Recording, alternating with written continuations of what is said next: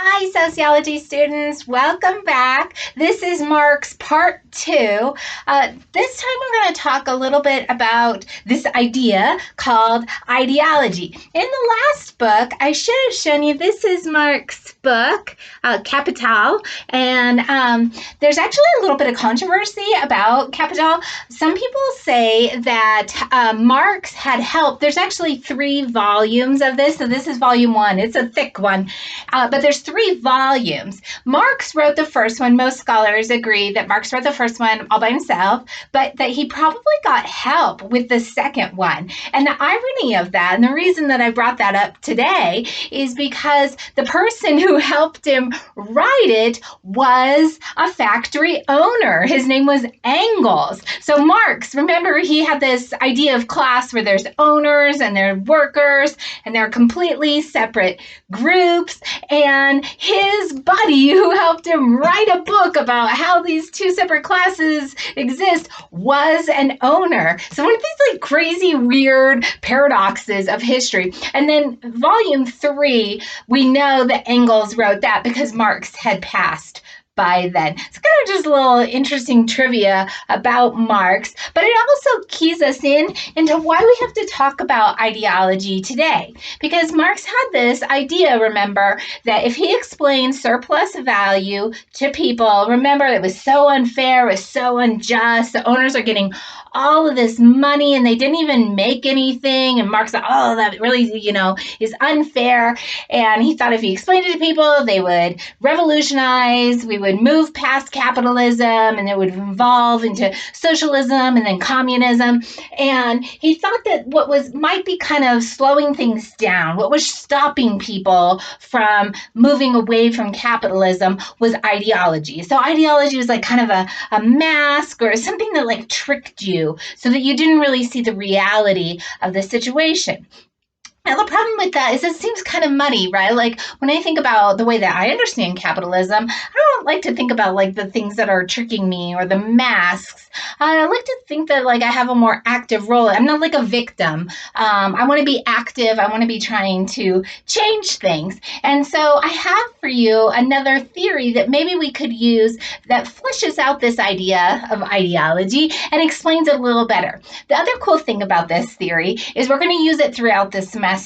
So this guy, Gramsci, he was a student of Marx. And the cool thing about Gramsci is he was a revolutionary. Like he was out there active. He was trying to overthrow capitalism. Like he was a goer.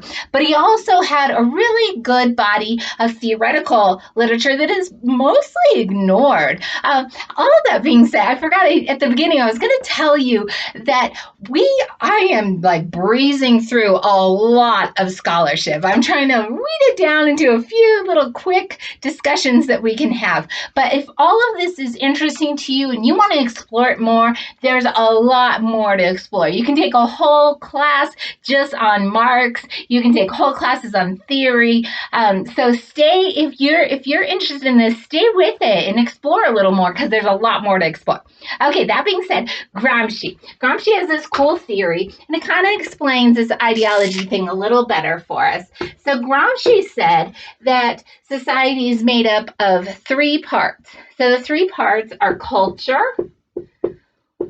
We're going to do a whole chapter on culture. We're doing this theory chapter. Then we're going to study research and sociology, like how do sociologists find out what they know about the world. And then our first like big interesting chapter will be on culture. Then after that, we're going to head over to agency.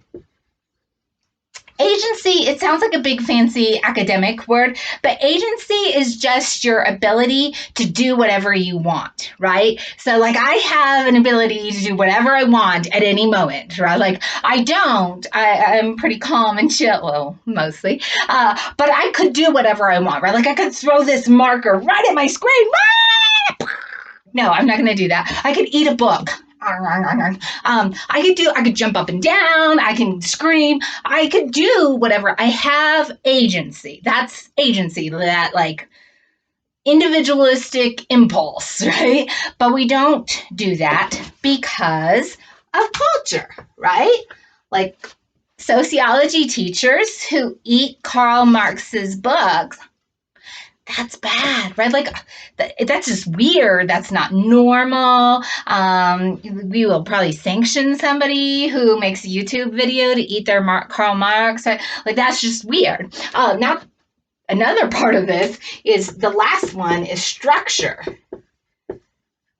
Structure's kind of pushing on our agency too, right? I'll probably lose my job if the way that I'm teaching sociology is by eating Karl Marx's book, right? So all of these pressures are kind of pushing on our agency, but agency is just our ability to do whatever we want. Then after we're done talking about agency, we'll talk about social structure. Social structure is just those larger patterned behaviors. A lot of times they're so patterned, they're so ingrained in our everyday life that we don't even realize that we're being controlled by something, or that we're being pushed or patterned into certain behaviors, because they're so large. Everybody's sort of following these same patterns. That's social structure. So Gramsci says that more or less this is society.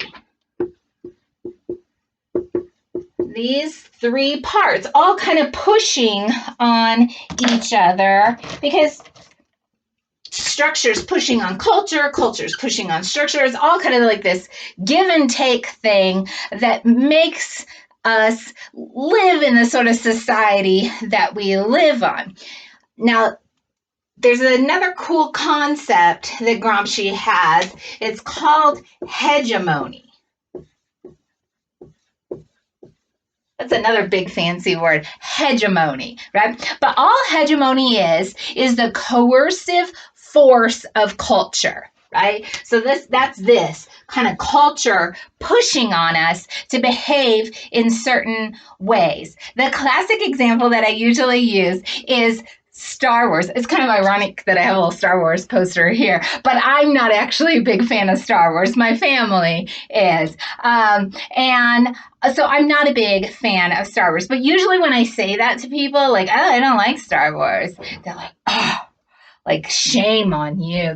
Why not? You just didn't watch it when you were young or whatever. Like, there's a million excuses, right? There's like hegemony, there's pressure. Like, you must like Star Wars. And actually, as much as I don't really care for it, I do know a lot about, like, I know that's Darth Vader. I know all the characters. I know the plot line. Don't like it, but there's enough hegemony pushing on me to know about it. A couple of years ago, when the newer movie was coming out, the newer Star Wars movie, I remember I was in Target and there were all of these baby clothes that were Star Wars themed. And I was like, man, those poor babies. Like, they haven't even come out of the womb, right? And people are like, you will like Star Wars. You'll wear Star Wars clothes, right? Like, so much hegemony around Star Wars. In class, we're going to play with this idea of hegemony, the coercive force of culture, and we'll see that we're all subject to it, and that it kind of pushes us to behave in ways that we might not otherwise. The reason that I think this is a little better than ideology is it shows how ideology is a part of society. It's a part of the force that kind of makes things work in a way. And so by exploring this and cracking this open, we'll maybe get a more robust idea of ideology than we might have gotten from Marx alone. Okay, next video is going to be about symbolic interactionism, and I hope I see you then. Bye, students.